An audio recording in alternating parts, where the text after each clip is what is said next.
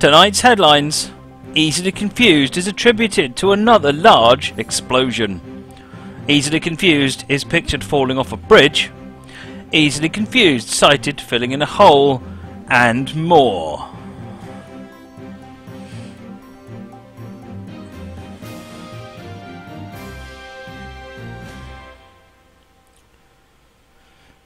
Good evening, I'm Matt Pedleston and this is DTM News Live. Did you feel the ground shake last week? Were you affected by the outages after the stream? Have you heard Bryn Chan uncontrollably giggling? If so, then you may have been affected by what is possibly the world's biggest conventional explosion, and certainly DTM's largest so far. After the incident, where a small part of the build-off was destroyed midstream as part of a spectacular stunt, Chief Command Block expert Haddock 1000 and his apprentice world-edit ninja Bryn Chan installed new defences against cross-plot explosions and a faster way to reset the build-off for the next week as part of a series of upgrades. During the testing and commissioning phase of this work, Easily Confused witnessed the power of the new plot clearing mechanism and suddenly realised that it could fill an entire plot with TNT. 51,687 tons of TNT. Easily Confused posed the question to Haddock 1000, wondering, so what happens if we set it off? Haddock 1000, against the strongest possible advice from his apprentice, felt that this would be a good way to confirm the strength of the new barriers against TNT explosions from migrating into neighbouring plots, and decided to give it a go. The results were not good. Due to Haddock 1000 setting off the explosion from the plot's access hatch at the bottom, the first explosion seemed to indicate good performance, but as the explosion started to progress up the mountain of TNT, primed TNT fell to the floor and was propelled through the small gap in between the base and the walls that was left to ensure the build-off looked nice, creating a disc-cutting effect of astronomical proportions. The slow effect of the explosion ensured that the damage caused by the explosions, totaling 3.4 times the bomb dropped in Hiroshima, caused maximum damage to the surrounding area. After 20 minutes, the explosion finally stopped. The changing rooms were all but obliterated. The build-off now looked like a barren plain of bedrock. A serious damage was caused to items in the Museum of Winning Plots. Haddock's apprentice, Bryn Chan, was heard to be cursing quietly while her Minecraft client crashed 4 times.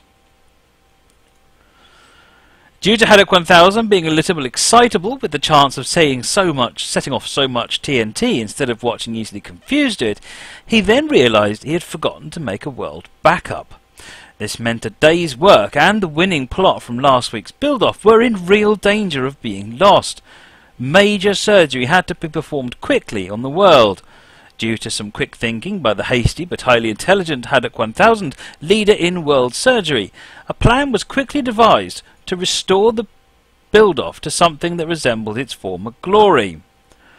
After some hasty repair work, Easily Confused vowed to never use TNT again, and absolutely nobody believed him.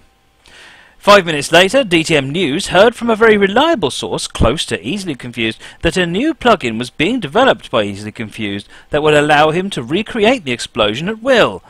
We tried to reach Easily Confused for comment, but there was a large crater in the way and he couldn't hear us shouting across it. Bryn Chan was heard sighing. Haddock 1000 has released a statement apologising for the downtime late last Wednesday and says he hopes it won't happen again. Only time will tell.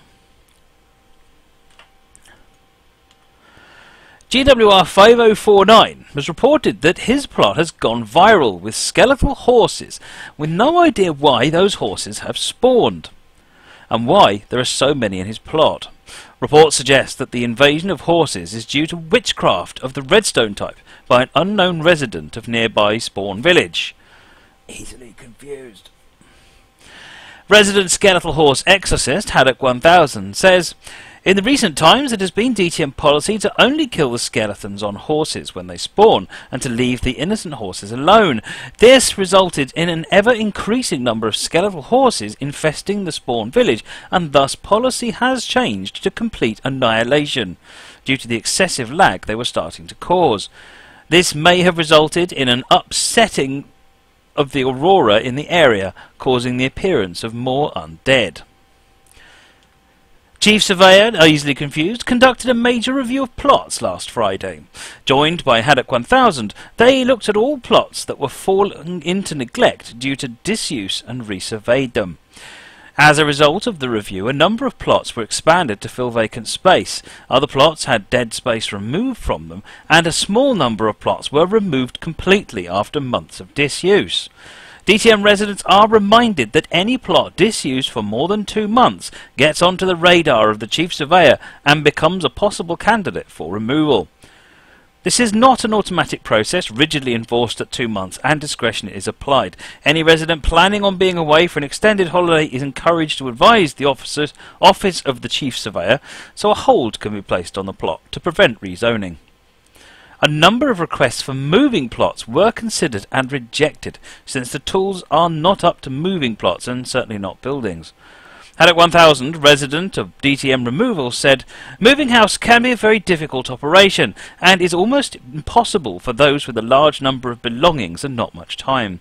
It is even more difficult when you have to move the building as well, and therefore we do not provide a house moving service." The new furnace system at Easily Confused Workshop has been given its first real production run. Chief Design Engineer Haddock 1000 pressed the buttons at 3:15 local time last Friday. It took some 6 minutes for all 16 furnaces to prime and light. After a marathon 21-hour run, the furnace finally ran out of things to smelt materials at a faster rate autonomously and for longer periods of time. This new furnace design, with a proven capability to run for at least 21 hours, satisfies this need. The design has been created around the philosophy that the furnace will run continuously for a period of time, as this maximizes efficiency. As we are not providing raw materials, fuels, but there were no raw materials to continue with. The only hitch was a small clog caused by smooth stone being put into the feed-in chests. Chief Design Engineer Haddock 1000 said, "As the rate of usage of assets increases in the DTM world, it becomes increasingly important that we have the capability to process raw materials at a faster rate autonomously and for longer periods of time.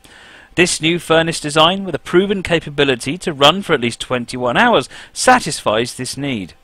The design has been created around the philosophy that the furnace will run continuously for a period of time, as this maximizes efficiency.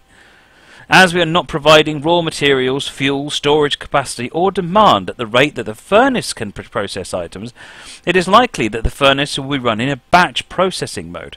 This means that a period of recharging the furnace is now underway for another run when appropriate.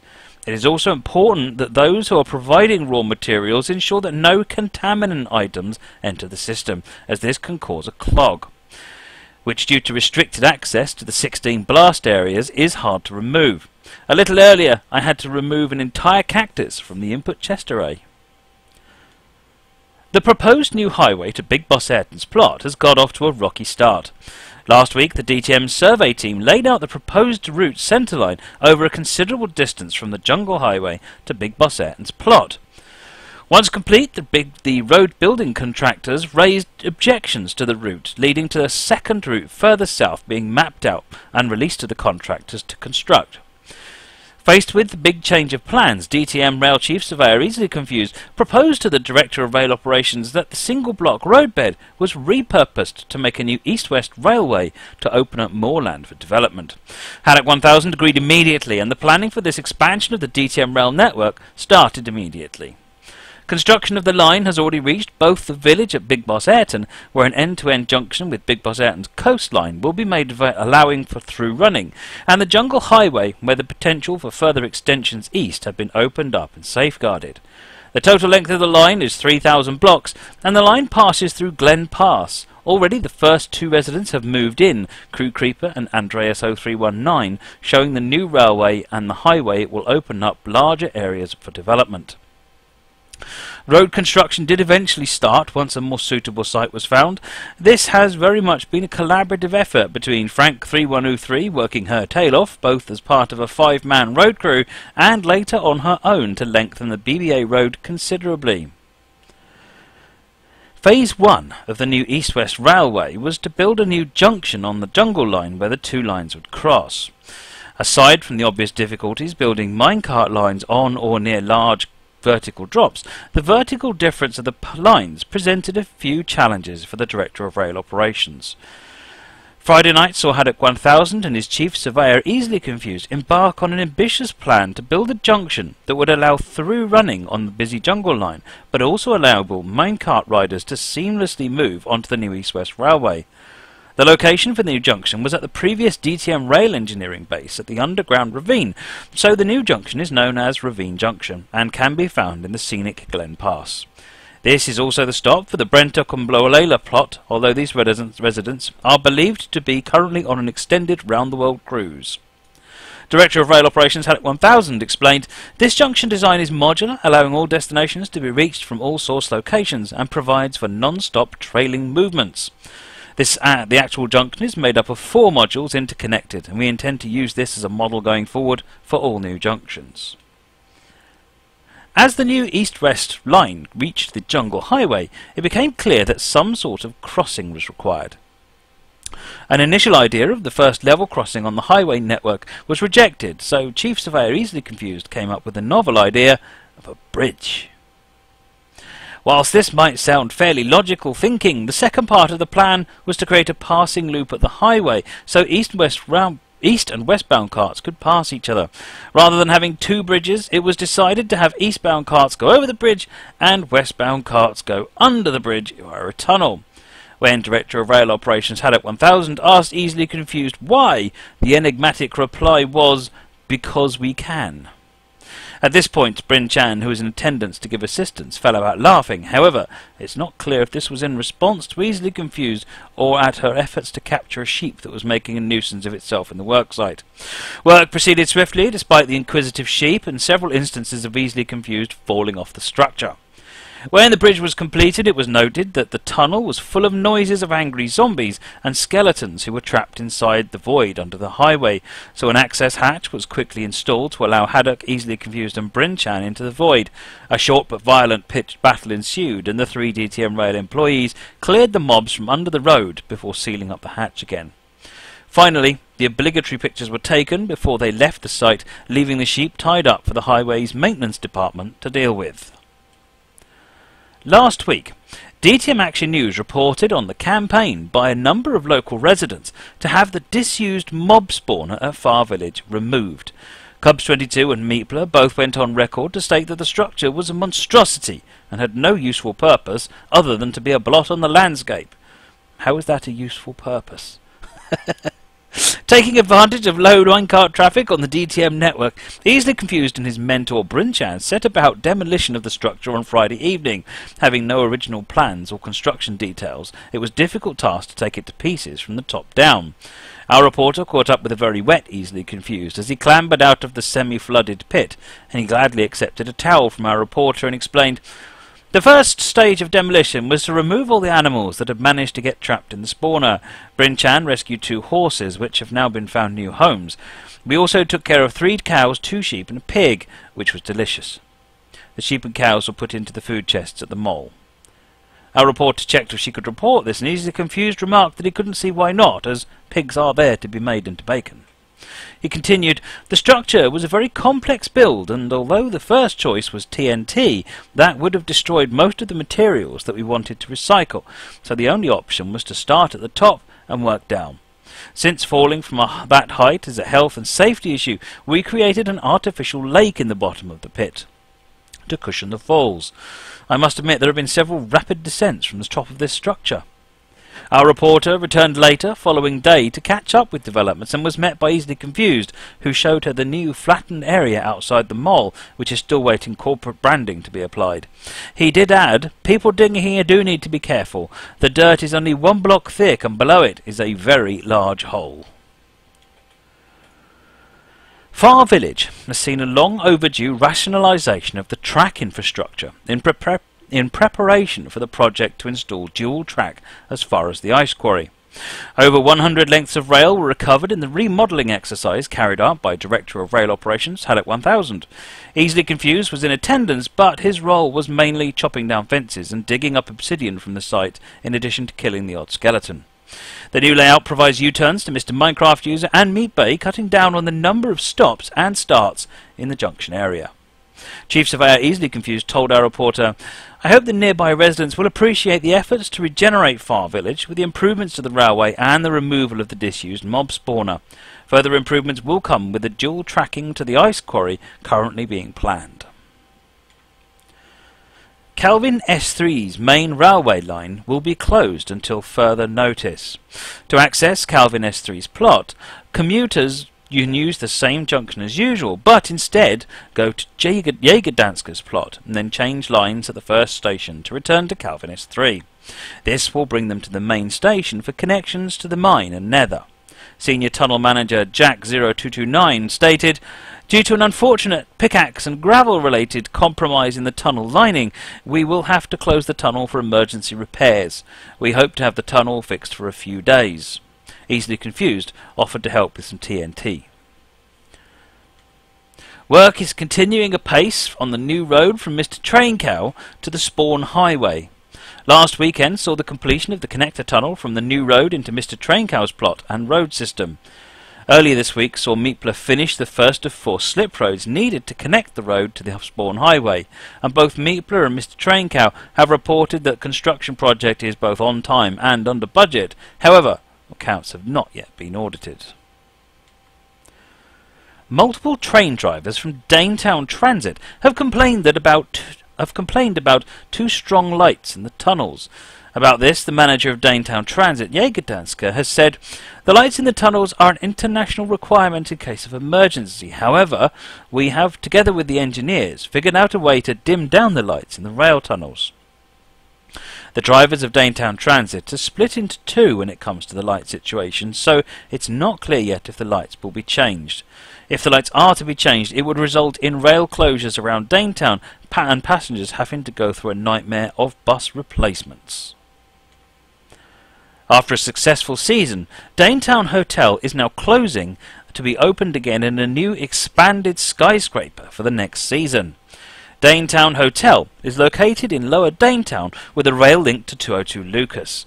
The manager of Downtown Transit, Jägerdanska, says, "As the hotel is closing, there is no point of having the line between Downtown West and Downtown Hotel. Last night I was sat at a timetable meeting that lasted until 3 AM just to make the new timetables fit the passenger requirements. I can say that we are ready to announce the new timetables very soon, and here the line to Downtown Hotel is no longer used." The demolition of the double-track line to Downtown Hotel is scheduled to happen later tonight or tomorrow. Over the past few months, the number of passengers arriving and departing from Pennsylvania Airport, formerly North Airport, has been rising at quite a fast rate. As a result of this, a decision has been taken to build a new terminal designed for larger aircraft to the east of the current terminal in Swampland. The addition of the new terminal will also see an extension of the runway, extending by almost triple the current length.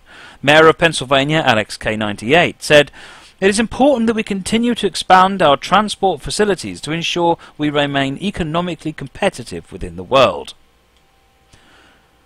With plans for a new terminal at Pennsylvania Airport, the Airport Transport Company has unveiled a new fleet of buses, mainly consisting of articulated buses to shuttle passengers between their planes and the original terminal while the new terminal is constructed. Most of the passengers using these new buses seem to find them spacious despite having a high capacity, although some passengers don't feel the same. Editor of Buses Daily, Easily Confused, said, "It's exciting news that DTM's world's first bendy bus has arrived. This bus will keep bus spotters coming to Pennsylvania for years to come." Despite the industrial relations incident earlier this week, progress has started on the new road to Big Boss Ayrton using externally sourced labour. Frank 3103, Amarillo, Crew Creeper and Mrs. Amar dug the first tunnel and started laying in the base for the road. Explosives were used to move some of the more difficult sections, and onlookers were surprised not to see Easily Confused anywhere nearby. Progress has now moved on, with the road already reaching over 300 blocks in length. Before we finish, let's head over to our affiliate at WBAY 880 for the latest travel news updates. Good evening, Meep. How are things out there on the roads tonight? Good evening, Matt. We start off in Spawn City, where we've got delays on the newly opened Route 17 to Mr. Trankow as lane marking takes out the left northbound lane. In Meepton City, the turnpike south is closed at exit 3 until 4 a.m. tomorrow, so plan an alternate route. And you've got a 15-minute delay heading over the Meepton River Bridge. I'm Meepler with your WBAY DTM traffic report. Back to you, Matt, in Spawn City. Thanks very much, Meep. That's all the news for tonight. Up next, your usual tour of the latest happenings and events on the Down the Mineshaft world. Good evening, and thanks for watching.